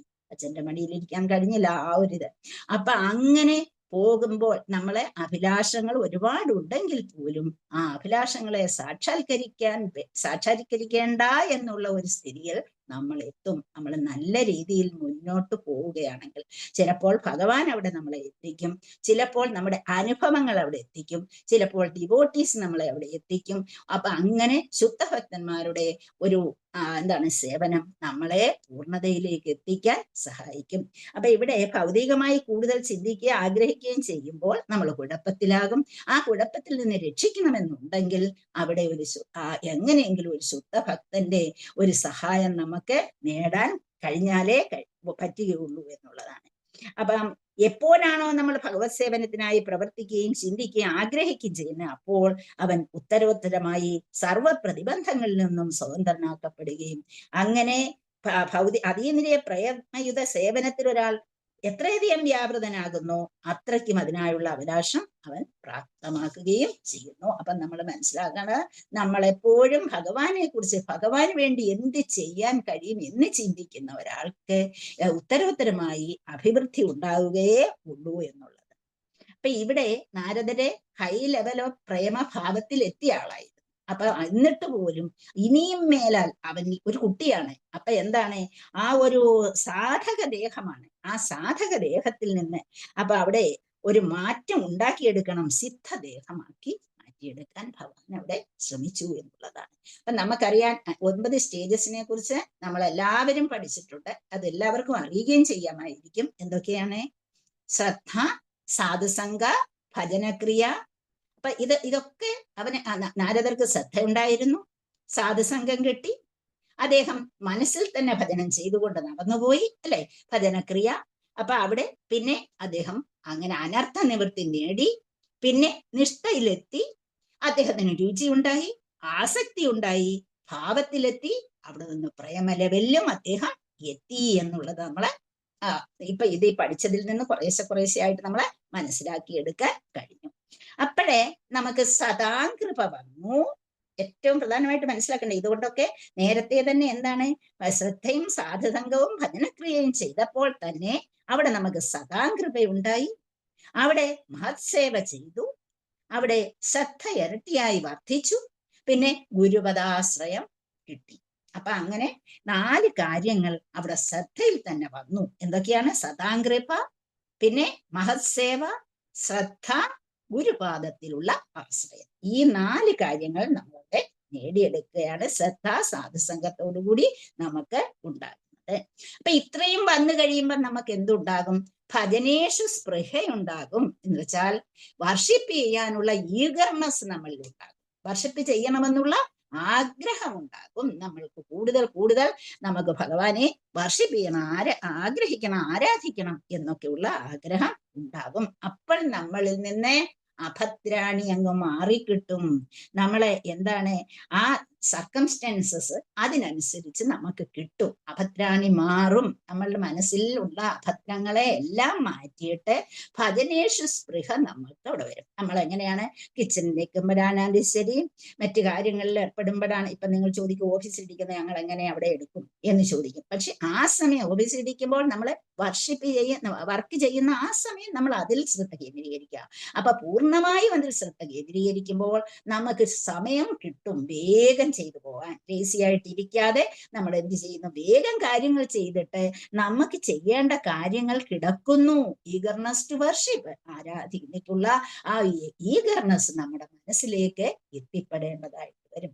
അങ്ങനെ നമ്മളിലുള്ള ചെയ്ത് ഭഗവാന്റെ ഫോട്ടോസും കണ്ട് ഭഗവാനെ കുറിച്ച് എപ്പോഴും ക്ഷേത്രങ്ങളിൽ പോയി ദർശനവും എടുത്ത് ഭഗവാനെ കുറിച്ച് ചിന്തിക്കുകയും ഭഗവാനെ കുറിച്ച് പറയുകയും ഒക്കെ ചെയ്ത് നമ്മളെ നമ്മുടെ അഭദ്രാണിയെ മാറ്റിയെടുക്കണം എന്നുള്ള. അങ്ങനെ മാറ്റിയെടുത്തിട്ട് നമ്മളുടെ ആ സാഹചര്യങ്ങളെ അതിനനുസരിച്ച് മാറ്റി എടുക്കുക എന്നുള്ള. ആ സാഹചര്യം അനുസരിച്ച് നമ്മൾ മാറുക. നമുക്ക് എങ്ങനെ മാറും? ഒരു കള്ളനെ പ്രഭുപാദര് മാറ്റിയെടുത്തു. ഒരിക്കലെ ഒരു കള്ളനെ മോഷണം നടത്തിയിട്ട് ആ മോഷണ വസ്തു എവിടെയോ വെച്ചതിന് ശേഷം അദ്ദേഹം മോഷ്ടിച്ചു എന്ന് മനസ്സിലാക്കിക്കൊണ്ട് പോലീസുകാരെ പിടിച്ചു ഓടിക്കാൻ വന്നപ്പോഴെന്താണ്, പോലീസുകാര് ഇവനെ ഓടിക്കുന്നു, ഇദ്ദേഹം വലുതായിട്ട് ഓടുന്ന കൂട്ടത്തിൽ അതാ നമ്മുടെ ഹരേ കൃഷ്ണ പ്രസ്ഥാനക്കാരെ ഹരേ കൃഷ്ണ പാടിക്കൊണ്ട് ഒരുപാട് ആൾക്കാർ ഇങ്ങനെ റോഡിൽ കൂടി വരും. അപ്പൊ ഇദ്ദേഹം എന്ത് ചെയ്തു? ആ ഗ്രൂപ്പിൽ അങ്ങ് പെട്ടിട്ട് കൈയും കാലും ഒക്കെ പൊക്കിക്കൊണ്ട് വലിയ അർത്ഥത്തിൽ എല്ലാവരും പറയുന്നതിനേക്കാൾ കൂടുതലായി ഹരേ കൃഷ്ണ കൃഷ്ണ കൃഷ്ണ ഹരേ ഹരേ, ഹരേ രാമ രാമ രാമ ഹരേ ഹരേ. അപ്പൊ ഇദ്ദേഹമായി അതിന്റെ ലീഡർ പോലെയാണ് പറഞ്ഞുകൊണ്ട് പോകുന്നത്. അദ്ദേഹം ഇങ്ങനെ പറഞ്ഞുകൊണ്ടുപോയി. അങ്ങനെ പോലീസുകാർക്ക് എവിടെയെന്ന് കണ്ടെത്താൻ കഴിഞ്ഞില്ല. പോലീസുകാർ അങ്ങ് പോവുകയും ചെയ്തു. വസ്തു അവിടെ വെച്ചെടുത്തൊന്നും എടുക്കാൻ പറ്റി, പക്ഷെ ഇവനെ പിടിക്കാൻ കഴിഞ്ഞില്ല.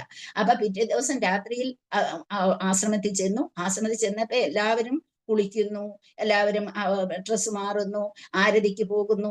അപ്പൊ എല്ലാ കാര്യങ്ങളും ഭക്തന്മാർ എന്ത് ചെയ്യുന്നു അതൊക്കെ ഇദ്ദേഹം അങ്ങോട്ട് ചെയ്യാൻ തുടങ്ങി. അപ്പൊ കുറച്ചു ദിവസം കഴിഞ്ഞപ്പോഴാണ് അദ്ദേഹത്തിന് അതിന്റെ വിഷമയൊക്കെ മനസ്സിലാവുന്നത്. പക്ഷെ അവിടെ നിന്ന് രക്ഷപ്പെടാൻ ഇദ്ദേഹത്തിന് ഒരു മാർഗവുമില്ല. അവിടെ പോയാൽ പോലീസ് പിടിക്കും. അദ്ദേഹത്തിന്റെ ഫോട്ടോ ഉണ്ട്. അപ്പൊ അതുകൊണ്ട് പിടിക്കാതിരിക്കാനായിട്ട് ഇദ്ദേഹം അവിടെ തന്നെ കഴിഞ്ഞുകൂടി. കുറെ നാൾ കഴിഞ്ഞപ്പം വലിയൊരു ഭക്തനായി അങ്ങ് മാറിക്കഴിഞ്ഞപ്പോൾ അദ്ദേഹത്തിന്റെ മനസ്സ് വീണ്ടും ചഞ്ചലമായി. ഞാൻ ഇങ്ങനെ ചെയ്തല്ലോ എന്നുള്ളത്. അവസാനം അവിടുത്തെ ആ ആശ്രമത്തിന്റെ അധികാരിയോട് ഇത് പറഞ്ഞു. അപ്പൊ ആശ്രമത്തിന്റെ അധികാരി പറഞ്ഞു, നീ ചെയ്ത തെറ്റാണ്, ഒരു വലിയ മോഷണമാണ് നീ ചെയ്തിരിക്കുന്നത്, അതുകൊണ്ട് എന്ത് ചെയ്യണം, നീ പോയി ഇത് സമ്മതിക്കണമെന്ന് പറഞ്ഞു. അപ്പൊ നിന്റെ കുറ്റം നീ ഏറ്റു പറയണമെന്ന് പറഞ്ഞു. അപ്പൊ അദ്ദേഹം പറഞ്ഞു, എനിക്കത് പറ്റില്ല, ഞാൻ വേണമെങ്കിൽ ഇവിടുന്ന് മാറിക്കൊള്ളാം എന്ന് പറഞ്ഞു. അത് പറ്റില്ല. ഉടനെ തന്നെ ഇവര് തന്നെ പോലീസിനെ വിവരം അറിയിക്കുകയും അപ്പൊ പോലീസുകാരുടെ വിവരങ്ങളെല്ലാം പറഞ്ഞപ്പോ ചോദിച്ചു, ആ വ്യക്തി എങ്ങനെയാണ് ഇപ്പൊ കഴിയുന്നത്? അപ്പം നല്ല തണുപ്പുള്ള രാജ്യമാണ്, ഭയങ്കരമായി -°C നിൽക്കുക. അപ്പൊ അവിടെ അദ്ദേഹം 3 മണിക്ക് എഴുന്നേക്കും, കുളിക്കും, എല്ലാ കാര്യങ്ങളും നമ്മളെപ്പോലെ എല്ലാ കാര്യങ്ങളും ചെയ്യുന്നുണ്ട്. അങ്ങനെയൊക്കെ ഉള്ള ഒരു വ്യക്തിയായി മാറി എന്ന് പറഞ്ഞപ്പോ പോലീസുകാർ തന്നെ, ഈ തണുപ്പത്ത് അവൻ 3 മണിക്ക് എഴുന്നേറ്റ് കുളിച്ചിട്ട് സേവയും ഇതൊക്കെ ചെയ്യുന്നുണ്ടോ? എങ്കിൽ അവൻ അനുഭവിച്ചു, ഇനി അവനെ പിടിക്കേണ്ട കാര്യമില്ല എന്ന് പറഞ്ഞവരെ മാറ്റിക്കൊടുത്തു. അപ്പം എന്താണ്, ആ ശിക്ഷയിൽ നിന്ന് ഒഴിവാക്കി. അപ്പൊ ഇങ്ങനെ എന്താണ്, പ്രഭുപാദരുടെ ശിഷ്യന്മാരുടെ സഹായം കൊണ്ട് ഒരു കള്ളൻ ഒരു ഭക്തനായി മാറുകയും ചെയ്തു എന്ന്. അപ്പൊ സർക്കംസ്റ്റാൻസസ് അവരെ എന്താണ് അനുസരിച്ച് നമ്മുടെ അഭദ്രാണിയൊക്കെ ചിലപ്പോൾ മാറിക്കിട്ടും എന്നൊരു കഥ നമ്മൾ കേട്ടിട്ടുണ്ട്. അപ്പം അങ്ങനെ അഭദ്രാണി മാറിക്കിട്ടുമ്പോൾ നമുക്ക് ഭക്തി ഉണ്ടാവുകയും ചെയ്യും. ഭക്തി ഉണ്ടാകും. പിന്നെ എന്താണ്? അനർത്ഥങ്ങളെല്ലാം നശിക്കും. അനർത്ഥോപശമം എന്ന് പറയും. അനർത്ഥങ്ങളെല്ലാം മാറും. നമ്മൾ നിഷ്ഠയിൽ തന്നെ ആയിത്തീരും. ശരിയായി ഭഗവാൻ തന്നെ എന്നുള്ള ആ നിഷ്ഠയിൽ നമ്മൾ എത്തിച്ചേരും. നമുക്ക് രുചി ഉണ്ടാകും. ഇന്ദ്രിയ വിഷയങ്ങളുള്ള ഇഷ്ടങ്ങളെല്ലാം മാറിയിട്ട് നമുക്ക് ഭഗവത് സേവയോടുള്ള രുചി നമ്മളിൽ ഉണ്ടാകും. അതിൽ ആസക്തി ഉണ്ടാകും. ആ രുചി ഉണ്ടായാൽ പിന്നീട് ആസക്തി അതിനോട് വരും. പിന്നെ രതി ഭാവം നമ്മളിൽ, ഇതില്ലാതെ പറ്റില്ല, അതിനെ വേണം എന്നുള്ള ആ ഭാവം നമ്മളിലേക്ക് വരും. അങ്ങനെ അത് ഡിവോഷണൽ ലവ്, പ്രേമഭാവത്തിലേക്ക്, ഭഗവാനോടുള്ള ആ പ്രേമഭാവത്തിൽ എത്തിച്ചതിന് ശേഷം ദർശനം, ഭഗവാന്റെ ദർശനത്തിനായി ഉദിക്കും. അങ്ങനെ വിജ്ഞാനം എക്സ്പീരിയൻസ്ഡായി മാറിയിട്ട് ഹരേർ മാധുര്യാനുഭവം എന്ന് പറയുന്ന ആ ഭാവത്തിലേക്ക് നമ്മളെ എത്തിച്ചേരും എന്നുള്ളതാണ്. അപ്പൊ മുമ്പേ ഞാൻ പറഞ്ഞിരുന്നു എന്താണ്? ആ മധുരമായിട്ടുള്ള ആ ഭാവത്തെ, ആ വില്ലുമംഗലം കണ്ട മധുരം മധുരം മധുരസ്യ വിഭോ, മധുരം മധുരം മധുരം മധുരം. അപ്പം ഹരേ മാധുര്യാനുഭവം ആ വ്യക്തിയിൽ ഉണ്ടാകും എന്നുള്ളതാണ്. അപ്പൊ ഇത്രയും പടികളാണ് നമ്മളെ കടക്കേണ്ടത്. ആ പ്രേമഭാവത്തിലേക്ക് നമുക്ക് എത്തണമെന്നുണ്ടെങ്കിൽ ഇവിടെ നാരദ മഹർഷി യൂത്ത്ഫുൾ സ്റ്റേജിൽ എത്തണം. അദ്ദേഹം ഇന്ന് കുട്ടിയാണ്, യൂത്ത്ഫുൾ സ്റ്റേജിൽ എത്തണം. അദ്ദേഹത്തിന്റെ ഭഗവാനെ കോൺസ്റ്റന്റ് ആയി കാണാൻ ആഗ്രഹിച്ചു കൊണ്ടിരിക്കുകയാണ് ഇവിടെ. അപ്പം അങ്ങനെ അദ്ദേഹത്തിന്റെ ആഗ്രഹം വർദ്ധിപ്പിക്കുക. അങ്ങനെ നിന്റെ ആഗ്രഹം നീ കൂടുതൽ കൂടുതൽ വർദ്ധിപ്പിക്കൂ, അപ്പോൾ ഞാൻ നിനക്ക് എന്റെ രൂപം കാണിച്ചു തരും. അങ്ങനെ വർദ്ധിപ്പിക്കാനാണ് ഞാൻ ഒന്നും ഇനി നിനക്ക് ഈ രൂപം കാണിച്ചു തന്നത്.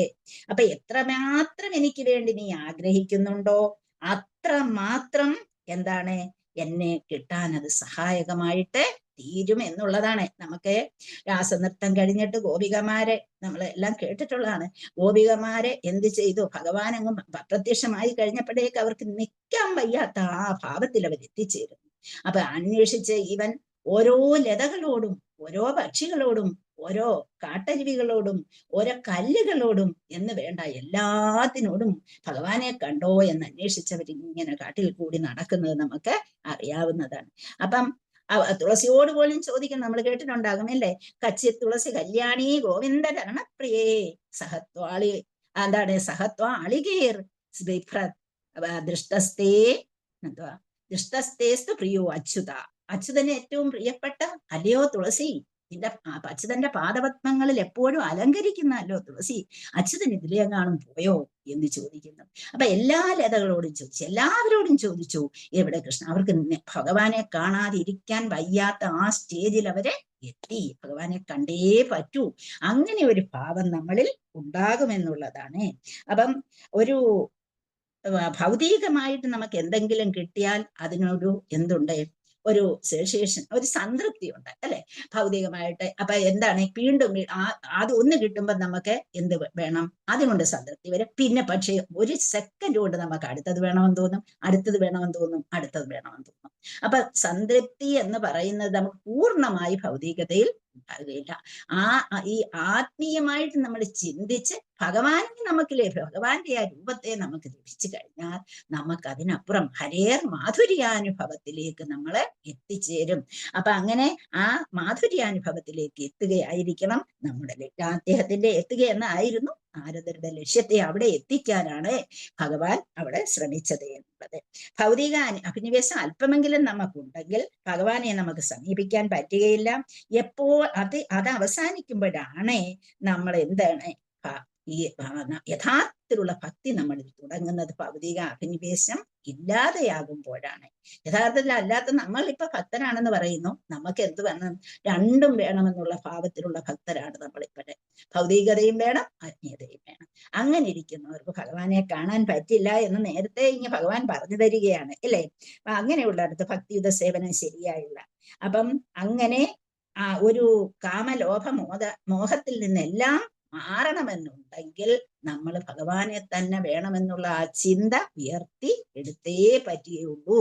അപ്പൊ ഇന്ദ്രിയ സംതൃപ്തിയുടെ ലെവലേശം ഇല്ലാതെ നമ്മൾ സ്വതന്ത്രനാകാൻ നമുക്ക് കഴിയണം എന്നുണ്ടെങ്കിൽ എന്താണ്, നമ്മൾ തീർച്ചയായും നമ്മുടെ ഭഗവത് സേവനത്തെ പരിപൂർണമാക്കിക്കൊണ്ട് നമ്മൾ എന്ത് ചെയ്യണം, ചെയ്യുന്നത് ഓരോന്നും എനിക്ക് ഇതിനപ്പുറം ഒന്നും വേണ്ട, എനിക്ക് ഭഗവാനെ സേവിച്ചാൽ മതി എന്ന രീതിയിലേക്ക് നമുക്ക് എത്താൻ കഴിയുന്ന ഒരു സന്ദർഭം തരണേ എന്ന് ഭഗവാനോട് പ്രാർത്ഥിച്ചുകൊണ്ട് എനിക്ക് അതിന് കഴിയണേ.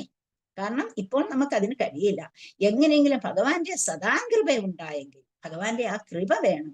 ആ കൃപയിൽ കൂടി വേണം എനിക്ക് ഈ രുചിയോ ആസക്തിയോ പ്രേമഭാവമോ അല്ലെങ്കിൽ രതിയോ എല്ലാം ആ ഹരേർ മാധുര്യാനുഭവം ഒക്കെ കിട്ടാൻ എന്നെങ്കിലും എനിക്ക് കിട്ടുമായിരിക്കാം എന്നുള്ള ആഗ്രഹത്തോടു കൂടി നമ്മൾ വളരെയധികം പ്രവർത്തിക്കേണ്ടി. അപ്പം നാരദരെ ഇതിനെ ഉപദേശിക്കുകയാണ് ചെയ്തത്. അപ്പം എന്താണ് നമുക്ക് എക്സാമ്പിൾ ഇതിനെ ഈ ഭൗതികതയിൽ നിന്ന് കഴിഞ്ഞാൽ നമുക്ക് ഒരിക്കലും സംതൃപ്തി ഉണ്ടാകില്ല എന്നുള്ളതിന് എക്സാമ്പിൾ ആയിട്ട് നിങ്ങൾ കേട്ടിട്ടുള്ള കഥകളാണ്.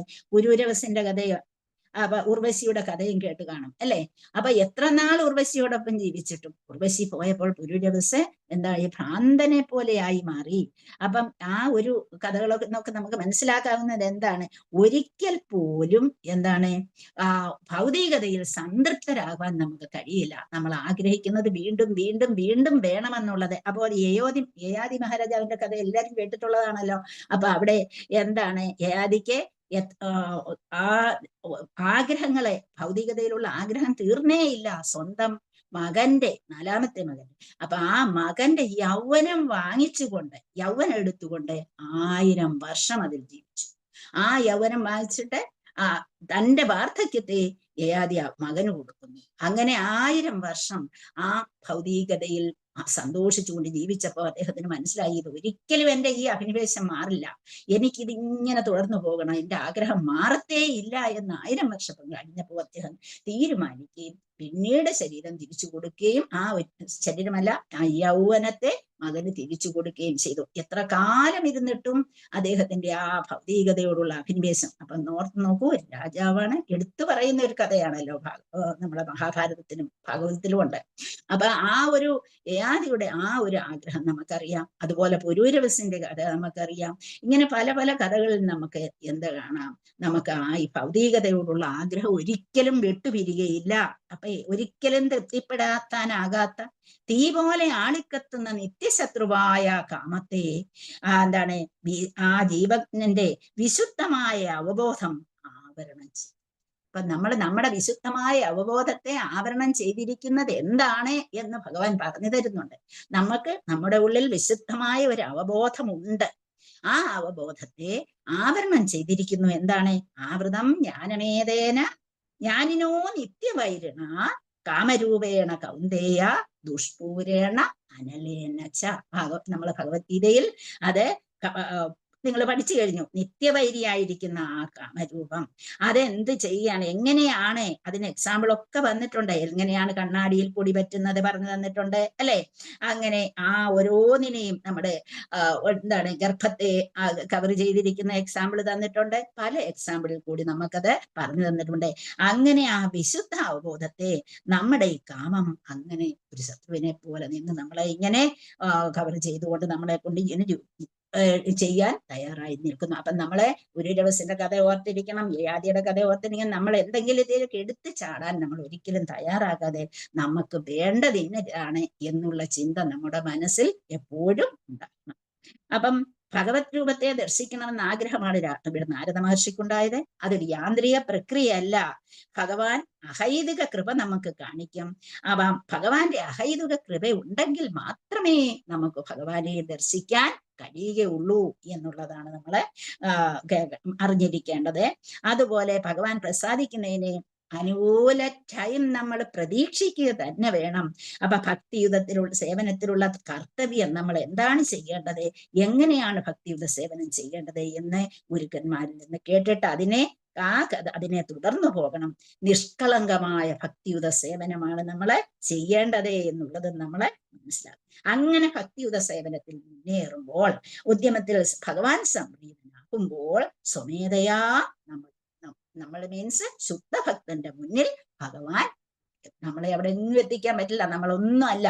അപ്പൊ അവിടെ പ്രത്യക്ഷമാകും. അപ്പൊ കൃഷ്ണനോടുള്ള സ്നേഹം വർദ്ധിക്കുമ്പോൾ ഭക്തിയുത സേവനം ഉണ്ടാകും. അതൊരു സ്ഥായി ഭാവത്തിൽ എത്തണം. ആ ഭക്തിയുത സേവനം നമ്മളിപ്പം വിചാരിക്കും നമ്മൾ ഒരുപാട് സേവയൊക്കെ ചെയ്യുന്നുണ്ട്, ആ സേവയൊക്കെ ഭക്തിയുത സേവനവുമാണ്, അല്ലെ? ശരിയാണ്. പക്ഷേ അതൊന്നും സായി ഭാവത്തിലല്ല നമ്മൾ ചെയ്യുന്നത്. ആ ഭാവം ഹൃദയത്തെ സോഫ്റ്റ് ആക്കി കൃഷ്ണനോടുള്ള സ്നേഹത്തിൽ പൊസസീവ്നെസ് നേടിയെടുക്കണം. എന്നുവെച്ചാൽ ആ സ്ഥായി ഭാവത്തെ എന്ത് ചെയ്യണം? നമ്മള് നമ്മുടെ മനസ്സിലിട്ടിട്ട് നമ്മുടെ കൃഷ്ണനോടുള്ള സ്നേഹം നമ്മൾ വളർത്തിയെടുത്തിട്ട് എനിക്ക് വേണം ആ ഭാവം, എനിക്ക് വേണം ഭഗവാന്റെ കൃപ, എനിക്ക് വേണം ഭഗവാന്റെ രൂപം കാണും, ഈ ചിന്താഗതി വളർത്തിയെടുക്കാൻ കഴിഞ്ഞിട്ടുണ്ടോ നമ്മുടെ മാഷിക്ക്. പക്ഷേ നമ്മളൊന്നും ആ ലെവലിലല്ല എന്ന് നമ്മളെ മനസ്സിലാക്കും. ഭക്തി മാറ്റാനാകാത്ത കൃഷ്ണനോടുള്ള ഒരു പൊസസീവ്നെസ് ആകുമ്പോഴാണ് അത് പ്രേമമായിട്ട് മാറുന്നത്. അപ്പൊ നാരദർക്ക് അതുണ്ടായിരുന്നു, മാറ്റാനാകാത്ത രീതിയിലുള്ള ഒരു പൊസസീവ്നെസ് ആക്കി മാറ്റണം. ഇനി എനിക്ക് ഭക്തിയില്ലാതെ ഭഗവാനെ കാണാൻ പറ്റില്ല എന്നുള്ള ആ ചിന്താഗതിയിൽ നമ്മൾ എത്തണം. അപ്പൊ നമുക്ക് ഭീഷ്മരെ, പ്രഹ്ലാദരെ, ഉദ്ധവരെ, നാരദരെ ഒക്കെ നോക്കുമ്പോൾ അവരെല്ലാം വളർത്തിയെടുത്തത് ഇതാണ്. അപ്പൊ ഉദ്ധവരെ കുറിച്ച് കൃഷ്ണൻ ഭാഗവത്തിൽ പറയുന്നുണ്ട്. എന്താണ് ഉദ്ധവരെന്ന് പറഞ്ഞ ആരാണ്? അപ്പൊ അദ്ദേഹത്തിന് ഒരു കുട്ടികളുടെ ഒരു ചഞ്ചലം, ഇപ്പൊ നാരദൻ തന്നെ പറഞ്ഞു, എനിക്ക് ചെറുപ്പത്തിൽ കുട്ടികളുടെ കളിയൊന്നും ഉണ്ടായിരുന്നില്ല, ഇതുണ്ടായിരുന്നില്ല എന്നൊക്കെ നിങ്ങളിപ്പോ വായിച്ചതാണ്. അപ്പൊ അതുപോലെ തന്നെ ഉദ്ധവരെ കുറിച്ച് നിങ്ങൾക്കറിയാം, പ്രഹ്ലാദനെ കുറിച്ചും അതുപോലെ ഭീഷ്മരെ കുറിച്ചും ഒക്കെ നിങ്ങൾക്ക് എല്ലാവർക്കും അറിയാവുന്നതാണ്. ഭക്തി വളരുമ്പോൾ നമ്മൾ എന്ത് ചെയ്യും? ഡിവോട്ടീസുമായിട്ട് അസോസിയേറ്റ് ചെയ്യും. നമ്മളിൽ നിന്ന് കണ്ടാമിനേഷൻ എല്ലാം മാറി ഫ്രീ ആകും. അങ്ങനെ ഒരു ഫേമായിട്ടുള്ള വിശ്വാസം വളർത്തിയെടുക്കും. അങ്ങനെ ടേസ്റ്റ് ഓഫ് ഹിയറിങ്ങും ചാൻഡിങ്ങും നമ്മൾ ഡെവലപ്പ് ചെയ്യും. അപ്പൊ നമ്മളെ ഏറ്റവും മനസ്സിലാക്കേണ്ടത്, ഫെയ്ത്ത് വരണമെന്നുണ്ടെങ്കിൽ ഡിവോട്ടീസുമായിട്ടുള്ള അസോസിയേഷൻ, സ്പിരിച്വൽ മാസ്റ്റർ നമ്മളുടെ മനസ്സിലുള്ള അൺവാണ്ടഡ് ഹാബിറ്റ്സിനെ റിമൂവ് ചെയ്യാൻ സഹായിക്കും. അങ്ങനെ നമ്മൾ ഫാമിലി നമ്മൾ വിശ്വസിക്കും, ഡിവോഷണൽ സർവീസിൽ നമ്മൾ വിശ്വസിക്കും. അങ്ങനെ ടേസ്റ്റും അറ്റാച്ച്മെന്റും ഉണ്ടാവുകയും ചെയ്യും. അപ്പൊ നമ്മളെ വനത്തിൽ പോയി ഇരുന്നിട്ടും വലിയ ഗുണമൊന്നുമില്ല, വനത്തിൽ പോയാലൊന്നും സാധിക്കാൻ പറ്റുന്നതല്ല. വനത്തിൽ പോകുന്ന ഒരു കാലഘട്ടം ഉണ്ടായിരുന്നു, അവിടെ ഉപദേശിക്കാൻ ആൾക്കാരുണ്ടായിരുന്നു. ഇന്നത്തെ കാലഘട്ടം അതല്ല. സ്വസ്ഥമായിട്ട് നമ്മുടെ മനസ്സിനെ സ്വസ്ഥമാക്കാൻ കഴിഞ്ഞാൽ വനമായാലും വീടായാലും ഒരുപോലെ നമുക്കത് സാധിക്കും. അപ്പം അർച്ചന പ്രക്രിയ ഏറ്റവും അതിലും ഭേദമാണ്. ഭഗവാന് വേണ്ടി സർവ്വതും അങ്ങ് നൽകുക, അവിടെയാണ് ഭക്തിയുത സേവനം ആരംഭിക്കുന്നത്. അപ്പൊ ഭക്തിയുത സേവനം എന്ന് പറയുമ്പോൾ നമ്മുടെ മനസ്സ് ഭഗവാനിലേക്ക് അർപ്പിച്ചുകൊണ്ട് നമ്മൾ എന്തും ഭഗവാനിലേക്ക് സമർപ്പിക്കുന്നതിന് തയ്യാറായി മാറണം എന്നുള്ളതാണ്. അപ്പം ഇവരുടെ ഒക്കെ എക്സാമ്പിൾ വെച്ചുകൊണ്ട് നമ്മള് എന്താണ് ഫെയ്ത്ത് വളർത്തിയെടുക്കുക, ഡിവോട്ടീസിലുള്ള അസോസിയേഷൻ വളർത്തിയെടുക്കുക, ആ ഒരു സ്പിരിച്വൽ മാസ്റ്ററിനെ കിട്ടാൻ ശ്രമിക്കുക. അദ്ദേഹം നമ്മുടെ മനസ്സിനെ മാറ്റിയെടുത്തുകൊണ്ട് ഡിവോഷണൽ സർവീസിൽ നമ്മളെ സ്ഥിതനാക്കി മാറ്റുകയും ചെയ്യും. അപ്പൊ ഇവിടെ ഇതെല്ലാം ഈ ആനുകൂല്യങ്ങളെല്ലാം ഉള്ള നാരദ മഹർഷി വീണ്ടും ഭഗവാനെ കിട്ടാനുള്ള ആഗ്രഹം കുറച്ചുകൂടി വളർത്തിയെടുത്തിട്ട് അദ്ദേഹത്തെ അങ്ങേ അറ്റത്തെ സ്റ്റേജിൽ പ്രതിഷ്ഠിക്കുക എന്ന ഭാവമാണ് ഭഗവാൻ എടുത്തത് എന്ന് നമുക്കിവിടെ മനസ്സിലാക്കാൻ കഴിയും. ഹരേ കൃഷ്ണ. നമുക്കിവിടെ നിർത്താം. ഹരേ കൃഷ്ണ. ഇതിനെക്കുറിച്ച് ആർക്കെങ്കിലും കൂടുതലായി എന്തെങ്കിലും പറയാനുണ്ടെങ്കിൽ പറയാം. എന്തെങ്കിലും? ഹരേ കൃഷ്ണ മാതാജി. ഹരേ കൃഷ്ണ. ഹരേ കൃഷ്ണ മാതാജി. മാതാജി നമ്മളിത് എല്ലാവർക്കും എല്ലാം അറിയാന്നുള്ളതാണ്. മാതാജിക്ക് അറിയാം, എനിക്കറിയാം, വേറെ നമ്മളെ ഈ ക്ലാസ്സിലിരിക്കുന്ന എല്ലാവർക്കും എല്ലാം അറിയാം, അല്ലേ? എല്ലാവർക്കും അറിയാം മാതാജി, എല്ലാവർക്കും അറിയാം. ഞാൻ പറഞ്ഞു വരുന്നത്, നമ്മുടെ ഭഗവത്ഗീതയിലും 2-ാം അധ്യായത്തിൽ ഭഗവാൻ പറയുന്ന അത്രയും നമ്മളെല്ലാവരും പഠിച്ചവരാണ്. പക്ഷെ എന്നാലും നമ്മൾ ഈ മായയുടെ കെണിയിൽ ഓടിപ്പോണ്. അതായത് ഭഗവാൻ പറയുന്നുണ്ട്, മനകൽപ്പിതങ്ങളാൽ ഉണ്ടാകുന്ന എല്ലാവിധത്തിലുള്ള ഐന്ദ്രിയ കാംക്ഷകളെയും ത്യജിക്കുന്നതോടൊപ്പം മനസ്സ് ശുദ്ധീകരിക്കപ്പെടുകയും ആത്മാവിൽ തന്നെ സംതൃപ്തി കൊള്ളുകയും ചെയ്യുമ്പോൾ ഒരാഴ്ച പ്രത്യം എന്ന് പറയുന്നത്. നമുക്ക് അത് എല്ലാം ത്യജിക്കുമ്പോഴല്ലേ എല്ലാം നമ്മളെ സംബന്ധിച്ചിടത്തോളം നമുക്ക് ഒരു നല്ല വീട് കാണുമ്പോ ഇതുപോലെ വീട് നമുക്ക് കിട്ടിയെങ്കിൽ ഒരു സാരി ഒന്നുമില്ല, സ്ത്രീയൊക്കെ നല്ലൊരു സാരി കണ്ടാ ശരി, നാളെ ഈ സാരി ഇങ്ങനെ നമ്മുടെ ആഗ്രഹങ്ങൾ അങ്ങനെ അതായത് ഇദ്ദേഹം പറഞ്ഞ കണക്ക് ആശയായ പാശം അതിൻ്റെ നിന്ന് കയറാൻ ഒരുത്തർക്കും പറ്റില്ല. ഈ ആശകളെ നിയന്ത്രിക്കണം. അതായത് ത്രിവിധ ക്ലേശങ്ങൾക്ക് നടുവിലും മനസ്സ് പ്രക്ഷുബ്ധമാകാതെയും സുഖത്തിൽ അമിതമായി സന്തോഷിക്കാതെയും ആസക്തി, ഭയം, ക്രോധം ഇവയിൽ നിന്ന് വിമുക്തനായി ഇരിക്കുന്ന വ്യക്തിയെ സ്ഥിതപ്രജ്ഞൻ എന്ന് പറയുന്നു.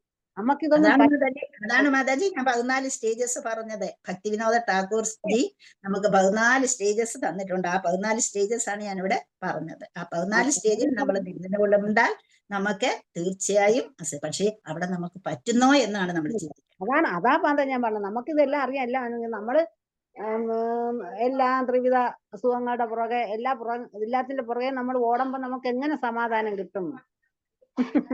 സന്തോഷം എവിടെ കിട്ടാൻ? ഹരേ കൃഷ്ണ മാതാജി. നല്ല ക്ലാസ് മാതാജി പറഞ്ഞു. നമ്മൾ എല്ലാം പഠിച്ച് വെച്ച് പറഞ്ഞുകൊണ്ടിരിക്കണം അല്ലേ? ഹരിബോൾ. ഹരേ കൃഷ്ണ മാതാജി. ഹരേ കൃഷ്ണ മാതാജി. വേറെ ആരെങ്കിലും എന്തെങ്കിലും പറയാനുണ്ടോ? ഹരേ കൃഷ്ണ. ഇല്ലെങ്കിൽ നമുക്ക് നിർത്താം. ആരും ഒന്നും പറഞ്ഞില്ല, മാതാജി മാത്രമേ പറഞ്ഞുള്ളൂ. വേറെ ആർക്കും ഒന്നും പറയാനില്ലേ? ഹരേ കൃഷ്ണ. എന്തെങ്കിലും കമന്റ്സ്? എല്ലാരും അറിയാം, അതുകൊണ്ട് പറയണ്ടെന്ന് വിചാരിക്കും. നമുക്കും ഇപ്പൊ എനിക്കും അറിയാം, എല്ലാവർക്കും എല്ലാം അറിയാമെങ്കിലും. ഹരേ കൃഷ്ണ മാതാജി. ഹരേ കൃഷ്ണ. ഹരേ കൃഷ്ണ മാതാജി. വളരെ ഗംഭീരമായ ക്ലാസ് ആണ്. നന്നായിരുന്നു മാതാജി, സൂപ്പർ ആയിരുന്നു. മാതാജിയുടെ ക്ലാസ് എന്നും ഗംഭീരമാണ്, ഇന്നും അങ്ങനെ തന്നെ. നന്നായിരുന്നു മാതാജി. Thank you. ഹരേ കൃഷ്ണ. ഹരേ കൃഷ്ണ പ്രഭു. നിർത്തട്ടെ പ്രഭു. ഹരേ കൃഷ്ണ മാതാജി. വാഞ്ചാകൽപതരുഭ്യോ വൈഷ്ണവേഭ്യോ നമോ നമഃ. ഹരേ കൃഷ്ണ ഹരേ കൃഷ്ണ കൃഷ്ണ കൃഷ്ണ ഹരേ ഹരേ, ഹരേ രാമ രാമ രാമ ഹരേ.